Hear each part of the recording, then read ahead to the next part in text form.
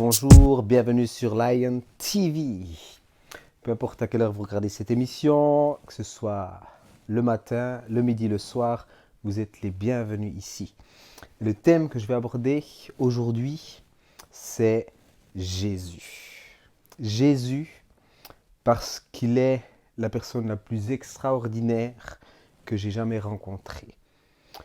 Et je dis que j'ai jamais rencontré parce que réellement, je l'ai rencontré. Et il n'y a personne qui est autant extraordinaire que lui. Et ma chaîne, c'est redonner le vrai visage du Christ. Voilà le but de cette chaîne. Alors, je vais simplement faire une vidéo, je ne vais pas faire mon religieux, mais je vais simplement te parler, toi qui m'écoutes là, avec mon cœur, sur ce merveilleux Jésus. Qui est Jésus? Et si je fais ces vidéos, c'est que peut-être on s'est croisés dans la rue, peut-être qu'on a partagé l'évangile ensemble, peut-être que tu as été touché, et c'est pour ça que tu es venu sur cette page. Et je vais simplement continuer avec toi. Et le désir de mon cœur, j'enregistre un soir, le 21 septembre, c'est de te partager simplement qui est ce Jésus, parce qu'on a beaucoup d'images, on a beaucoup d'idées préconçues sur lui. Et vraiment, ce Jésus, il est véritable, il est vivant, et c'est pas un personnage simplement de légende, c'est pas un personnage historique ou quoi que ce soit, c'est un personnage qui est éternel. C'est un personnage qui existait avant. La Bible en parle et je mettrai certains versets bibliques, je les chercherai pas maintenant avec la Bible, mais certains, je les afficherai, vous pourrez aller jeter un coup d'œil. C'est important de lire la parole parce que même dans la Bible, il est dit que Jésus-Christ est la parole de Dieu. Mais moi, je vais vous parler de ce Jésus que j'ai rencontré véritablement. Et ce Jésus, il est la personne la plus extraordinaire qui n'a jamais existé sur la terre. Son charisme, son caractère, il est l'amour bonifié. Il est l'amour manifesté. Il est l'amour de Dieu manifesté dans ce monde. L'amour parce que lui-même, de son propre chef, de sa propre décision, s'est donné à la croix pour le salut de l'humanité. Il y avait un plan qui avait été élaboré par Dieu depuis le commencement du monde, un plan qui détruirait les œuvres des ténèbres, qui détruirait le diable. Et ce plan, c'était la révélation et le don de Jésus-Christ au monde pour le pardon de nos péchés. Ça veut dire que la condamnation, la colère de Dieu qui était sur chaque être humain, parce qu'on a tous péché, elle est retombée sur Jésus. Et Jésus, c'est dit dans la parole qu'il est lui-même monté sur la croix, qu'il a lui-même donné sa vie pour nous tous, qu'il a été obéissant jusqu'à la mort sur la croix, et que c'est lui, de sa propre volonté, le Dieu le Père lui a demandé, et lui a voulu le faire, pour que nous tous, on soit sauvés. Et ce gars, ce Jésus, il a donné sa vie pour des gens comme nous.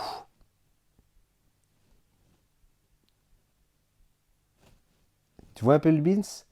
Pour des gens, je répète, comme nous. On se comprend. Lui, la Bible dit qu'il était parfait. Il a donné sa vie pour des gens imparfaits comme nous. Lui qui n'avait pas péché, lui dans lequel il n'y avait pas d'injustice, qu'il n'y avait pas de mensonge, il n'y avait pas de péché. Il a donné sa vie pour des gens comme nous. Alors qu'on s'en foutait de lui, la Bible dit qu'il n'y a personne qui cherche Dieu, pas même un seul. Nous-mêmes, on s'en foutait des choses de Dieu. On ne recherchait même pas Dieu. On vivait nos vies dans le péché, dans tout ce que vous voulez. Et à ce moment-là même, alors certains on l'insulte, certains on le critique, certains on se moque de Dieu, de lui, de tout ce qui concerne l'Église, et bien lui, il s'est donné pour l'humanité. Lui s'est donné pour ceux qui le persécutaient. Lui s'est donné pour ceux qui le maudissaient. Il s'est donné pour son peuple, le peuple d'Israël, son peuple qu'il a rejeté, son peuple qui a cherché à le tuer, qui même par la suite, à cause de sera crucifié sur la croix, ben lui s'est donné, lui le juste, pour des injustes. Pourquoi? Parce qu'il est rempli d'amour, parce qu'il est la grâce de Dieu, parce qu'il est le don de Dieu pour l'humanité. Parce que lui croit en toi et il croit en moi. Il est la personne qui t'aime le plus. Il est la personne qui croit le plus en toi. Peu importe où tu en es dans ta vie, lui, il croit en toi. Il y a un verset dans les psaumes qui dit qu'il trouvait son plaisir parmi les fils de l'homme. C'est-à-dire qu'avant même que les hommes soient créés, il trouvait son plaisir parmi eux. Parce que dans le processus de la création, il savait, il voyait comment les êtres humains seraient. Et il prend son plaisir parmi les fils des hommes. Nous sommes son plaisir. Et son but ultime, c'est qu'on soit un avec lui. C'est que on soit réunis avec lui pour l'éternité. Et c'est pour ça qu'il s'est donné. Parce qu'on est tellement précieux à ses yeux.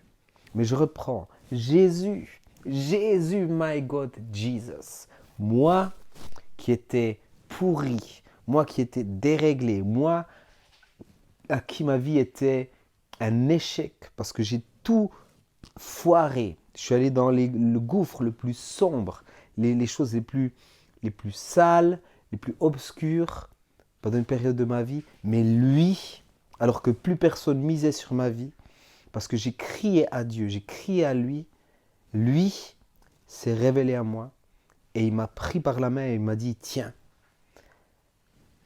crois-moi, suis-moi et je ferai de toi un gagneur d'âme, je ferai de toi quelqu'un. Et lui, il a cru en moi. Et aujourd'hui, je suis quelqu'un en lui. Même si le monde critique, même si des gens me voient comme un moins que rien ou je ne sais quoi encore, lui croit en moi. Et mon identité, elle est en lui. Et peu m'importe ce que ce monde dit de moi, parce que le monde est sous la puissance de Satan, c'est ce que la Bible dit. Peu m'importe ce que ce monde dit, ce que les gens de ce monde disent, lui m'atteste, lui est avec moi, lui me bénit dans tout ce que je fais. Et grâce à lui, j'ai trouvé une femme extraordinaire, une femme intelligente et une grâce de l'Éternel. C'est ce que la Bible dit. Il est bon, je l'ai rencontré. Et ce Jésus, je vais vraiment me centrer sur lui. Ce Jésus, c'est la personne la plus extraordinaire, la plus remplie de grâce et de miséricorde.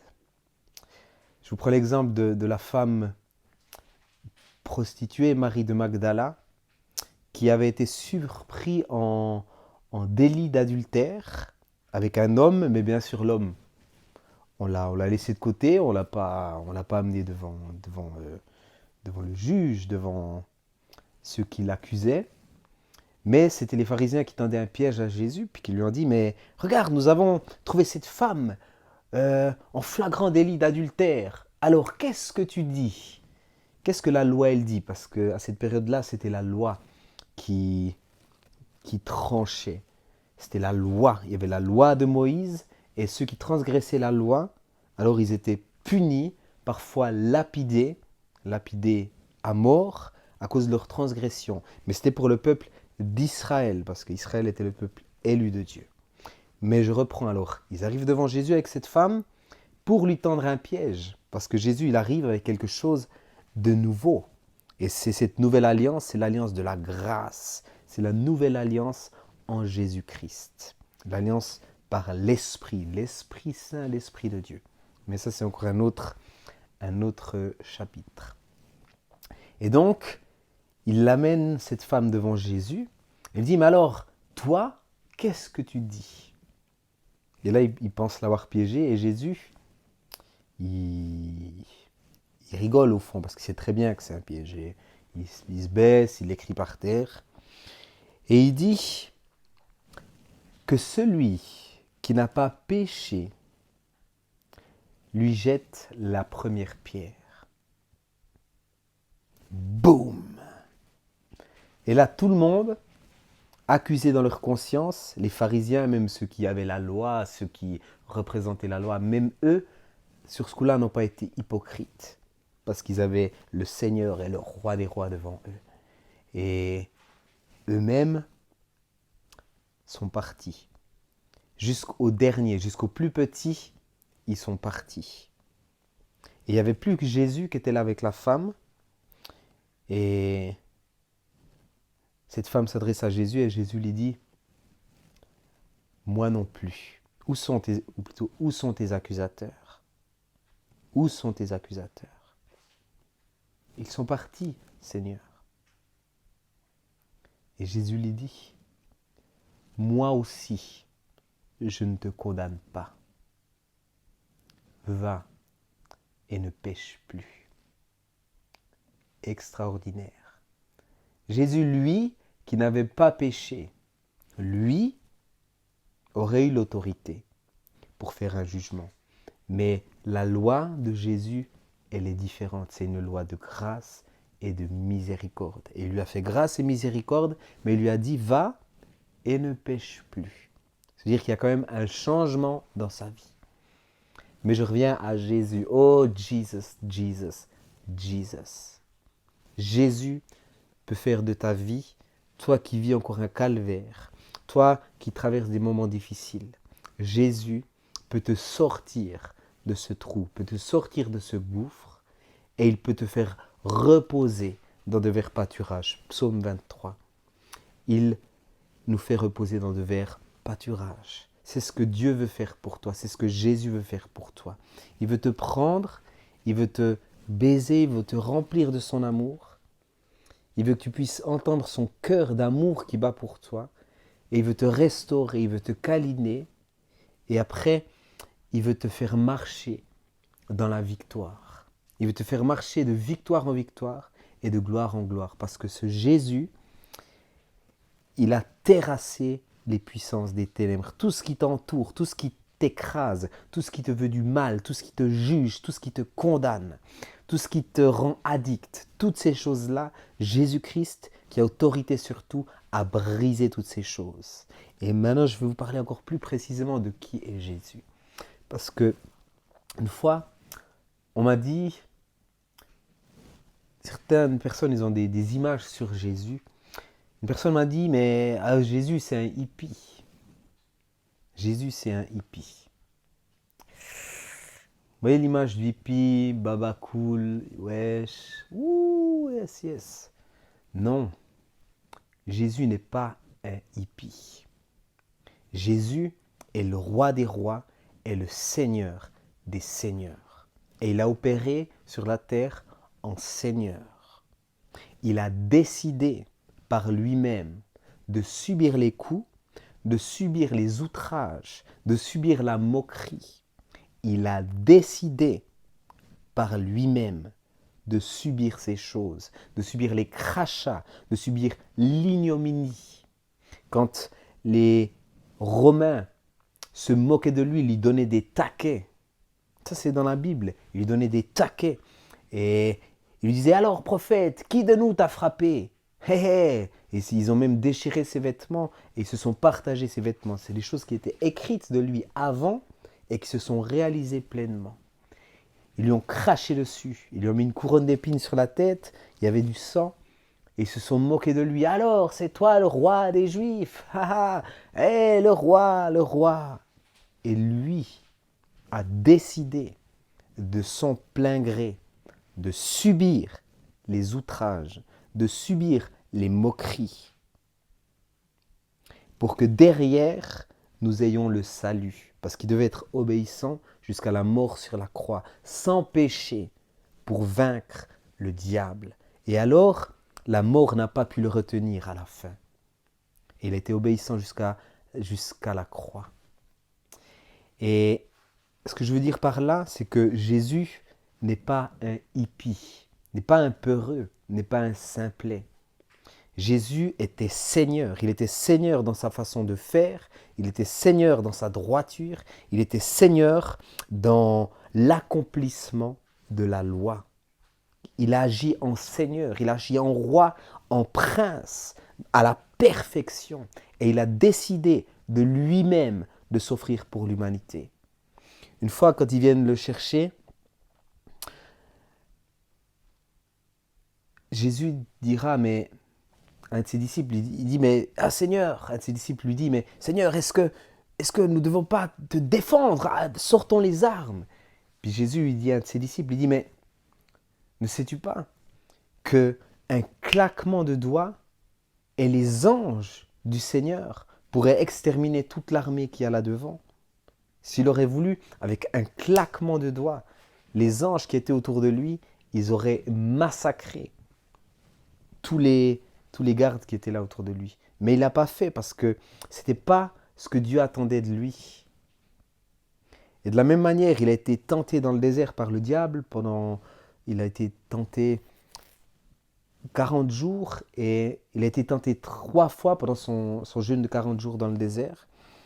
Et où une fois il a dû changer, le diable lui dit, mais si tu es vraiment fils de Dieu, change cette pierre en pain.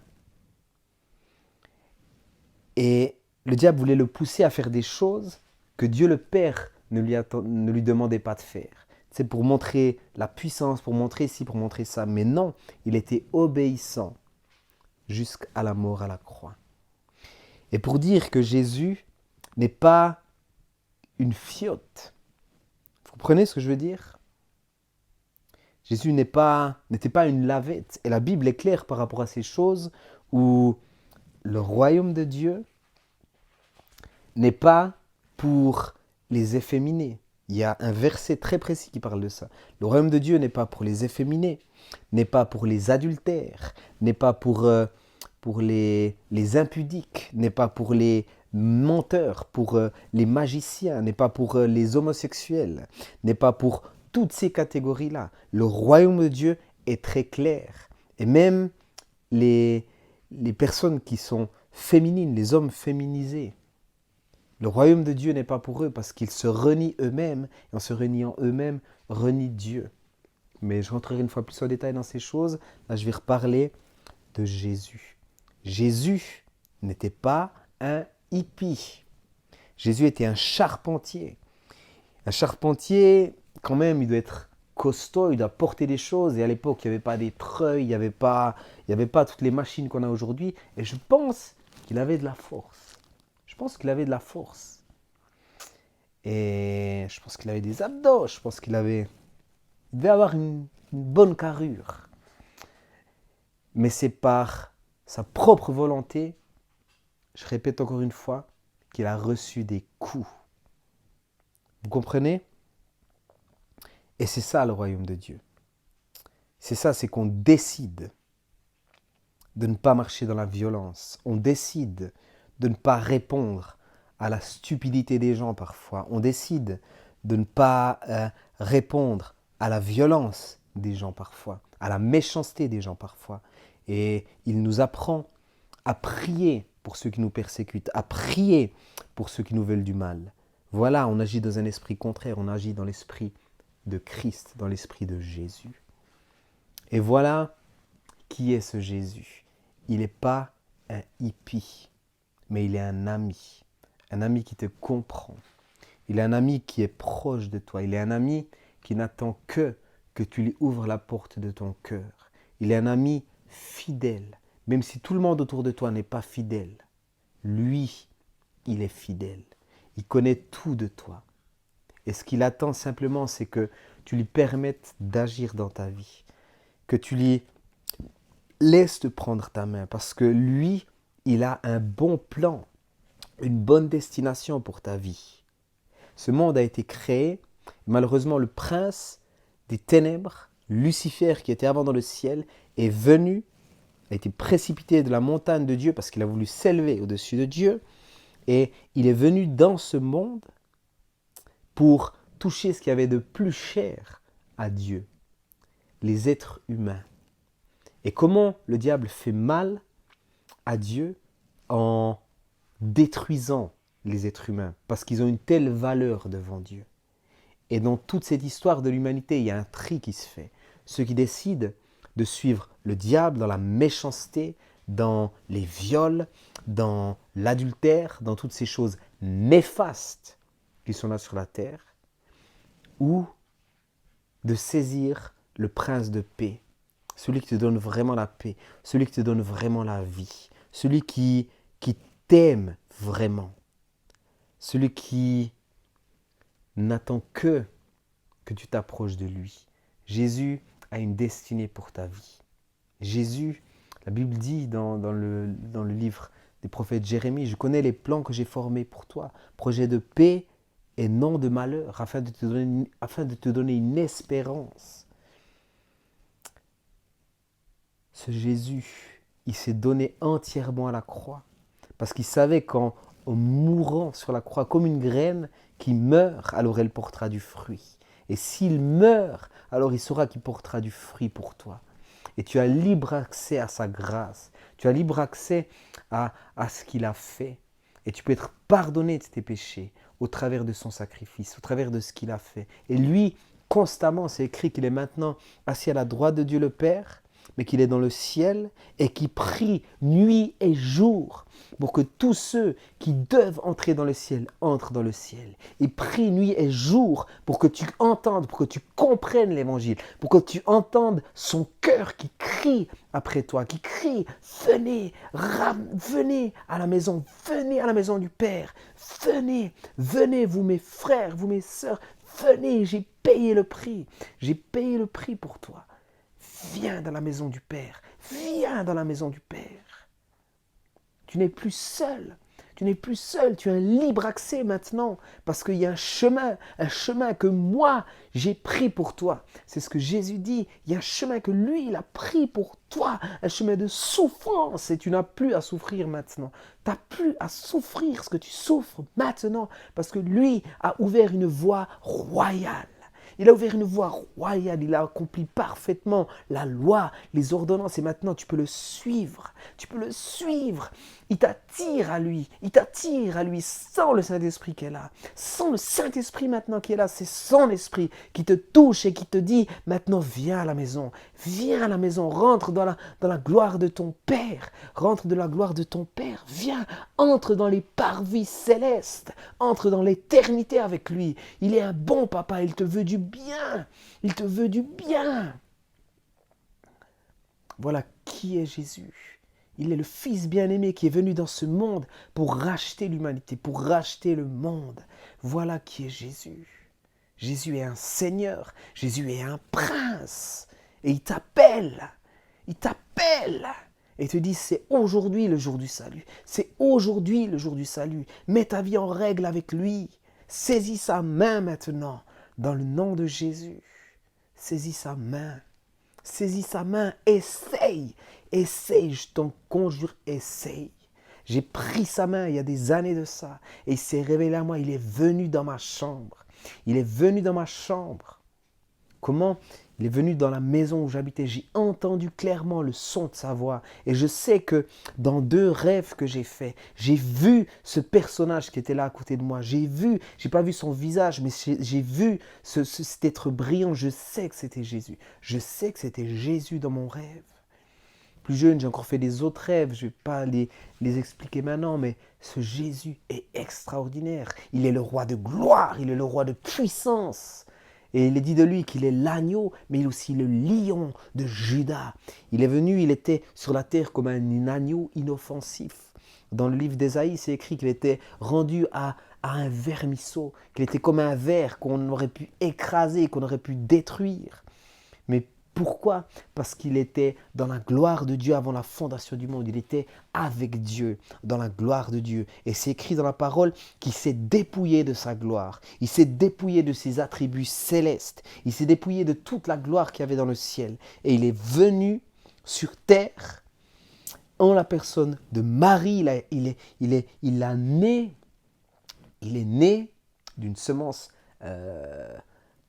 en même temps surnaturel de Dieu, du Saint-Esprit, et en Marie, et il est devenu chair.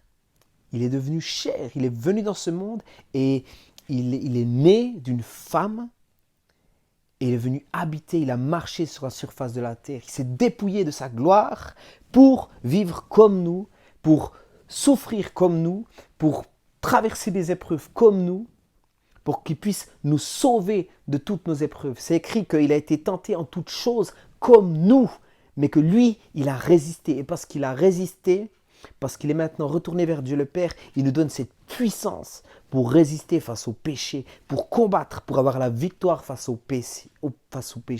Voilà ce que Jésus a fait.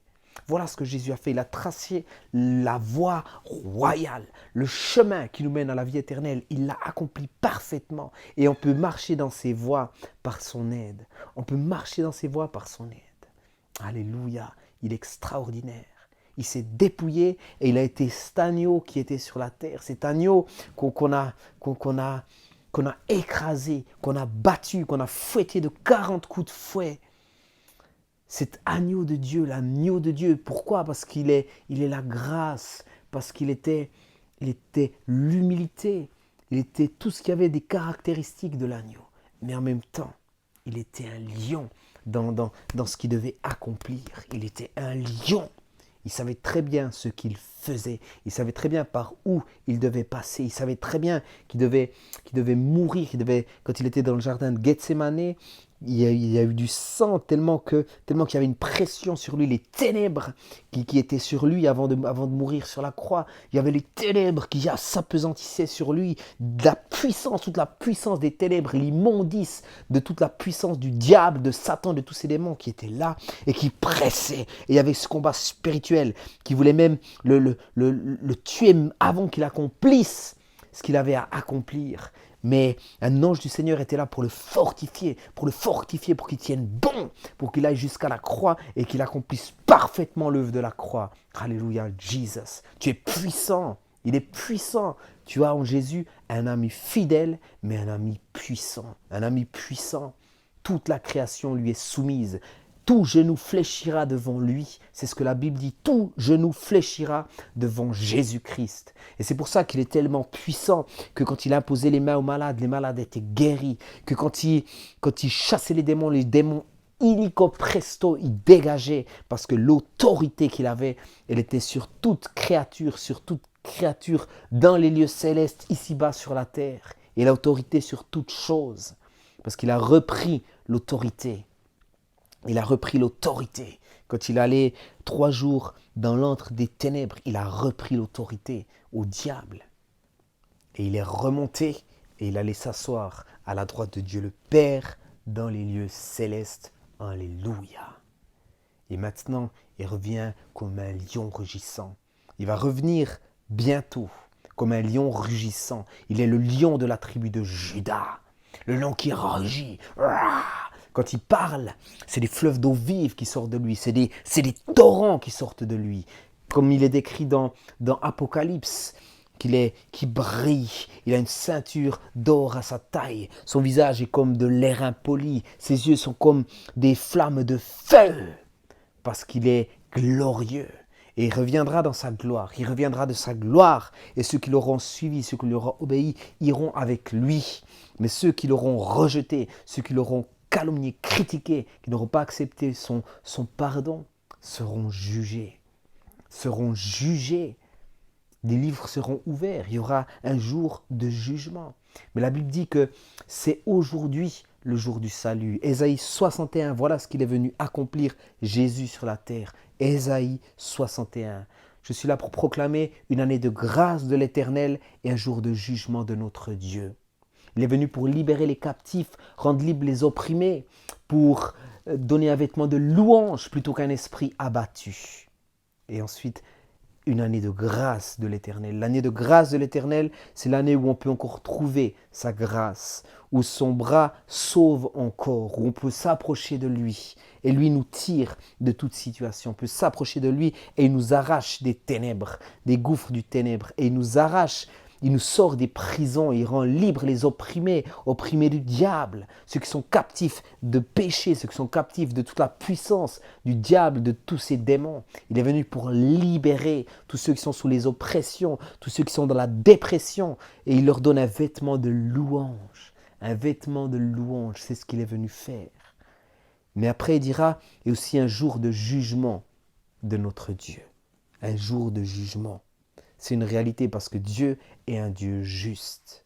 Et Dieu doit faire justice. Tous ceux qui auront fait le mal sur la terre et qui n'auront pas accepté le salut, qui ne se seront pas repentis, tout cela passeront par le jugement de Dieu. Et le jugement de Dieu, c'est le feu. Le feu. Le feu qui devait être réservé pour le diable et ses démons. Et pas pour les êtres humains. C'était pour le diable et ses démons. Mais les êtres humains le suivent inconsciemment, le suivent, lui obéissent, le servent, parce qu'il est le père du mensonge et parce qu'ils n'ont pas l'amour de la vérité. Quand la vérité vient à eux, ils rejettent cette vérité. Christ est la vérité. La Bible dit qu'il est le chemin, la vérité et la vie. Il est le chemin, la vérité et la vie. Voilà qui il est, Jésus. Voilà qui il est, Jésus. Il est le chemin, la vérité et la vie. Et aujourd'hui encore, on est dans le temps de la grâce. On est dans le temps de la grâce. Mais pour combien de temps encore? Pour combien de temps encore tu vas endurcir ton cœur et pas entendre ce que l'Esprit dit à l'Église, ce que l'Esprit dit en ces temps? Les temps sont difficiles. Les temps sont difficiles et ça ne va pas aller en s'améliorant. Mais Christ est là. Dieu a tout sous son contrôle. Et dans tout ce chaos, parce qu'il fallait que la moisson, il fallait que le champ, que l'herbe, la mauvaise herbe et le blé grandissent ensemble. Et à la fin de la saison, Dieu prendra les bons grains, les amassera dans le grenier et la mauvaise herbe, il la prendra et la jettera dans le feu éternel. C'est une parabole dans la parole de Dieu. Mais voilà, je voulais simplement vous partager ces choses maintenant de qui est Jésus. J'en ferai encore des autres parce que Jésus est incroyable. Je voulais aller un peu plus dans la simplicité de qui est Jésus. Je me suis un peu étalé. Mais prenez ces paroles. Jésus est le Messie, le Fils de Dieu, celui qui avait été annoncé par les Écritures et celui qui est annoncé encore, qui reviendra cette fois-ci sur des nuées. Mais quand il reviendra, ce sera la fin. Ce sera la fin du temps des nations. Et lui viendra et il installera son règne sur la terre, un règne de 1000 ans. Mais ça c'est encore, je vous partagerai ces choses encore dans les temps. Je ferai des prédications sur les temps de la fin, sur les temps dans lesquels on est en train de vivre maintenant, les événements qui sont en train de se dérouler maintenant.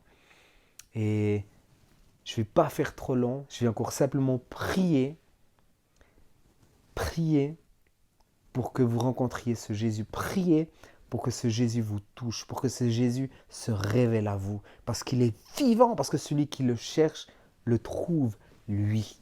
Il ne trouve pas une religion ou je ne sais quoi, une façon de vivre, une doctrine, des schémas de pensée, une philosophie. Non, il trouve Jésus, le Fils de Dieu qui est véritable, il est vivant, il est assis à la droite de Dieu le Père. Et parfois, il se révèle à beaucoup de personnes en ce moment parce que Dieu veut que tous soient sauvés. Seigneur, je veux vraiment bénir, Seigneur, les auditeurs qui écoutent. Je les bénis en ton nom, Seigneur Jésus. Et je prie, Seigneur, qu'à travers ces vidéos, ces personnes que j'ai rencontrées dans la rue, ces personnes, Seigneur, qui entendent ce message, je prie, Seigneur, qu'ils puissent comprendre qui tu es. Je prie, Seigneur, que tu les attires à toi. Je prie que maintenant, Seigneur, ils soient touchés par ton esprit, le feu de ton esprit, Seigneur. Le feu de ton esprit, Seigneur, maintenant sur eux, dans le nom de Jésus. Ça, c'est le Saint-Esprit, mon frère. C'est le Saint-Esprit, ma sœur, qui te touche maintenant. Saint-Esprit, touche-les, Saint-Esprit. Je les bénis en ton nom. Je les bénis en ton nom, Seigneur, dans le nom de Jésus. Que les jougs soient brisés au-dessus d'eux, Seigneur, dans le nom de Jésus. Je prie vraiment, Seigneur, que Il y a une alliance qui se fait entre toi et eux, Seigneur. Je prie, Seigneur, que l'alliance du sang que tu as versé sur la croix, Seigneur, prenne son accomplissement dans leur vie, Seigneur, dans le nom de Jésus. La puissance de ton sang, Seigneur, qui les réconcilie avec Dieu le Père, Seigneur, dans le nom de Jésus. Je prie, Seigneur, qu'ils soient réconciliés avec Dieu le Père. Je prie vraiment pour une rencontre intime avec toi, Seigneur Jésus. Qu'ils puissent te voir dans une vision, dans un songe, que lorsqu'ils lisent ta parole, Seigneur, qu'ils puissent la recevoir par révélation et qu'ils puissent te rencontrer, toi, toi le Dieu de gloire, dans le nom de Jésus. Alléluia. Et je prie encore et je vous invite vraiment, après cette vidéo, à passer un temps dans le silence avec Jésus. Je vois dans l'esprit que c'est comme Jésus qui me dit, mais prenez un temps et faites silence avec lui. Vraiment, je vous invite dans le secret de votre chambre de prendre un temps avec Jésus et d'avoir ce face-à-face avec lui. Il est là dans votre chambre. Il est là peu importe où tu es. Et de passer un temps de communion avec lui et d'écouter ce qu'il te dit dans le silence. Fais taire tes pensées et écoute. Écoute. La Bible dit, mes brebis entendent ma voix. Écoute-le. Dieu vous bénisse. Dieu vous bénisse. Amen.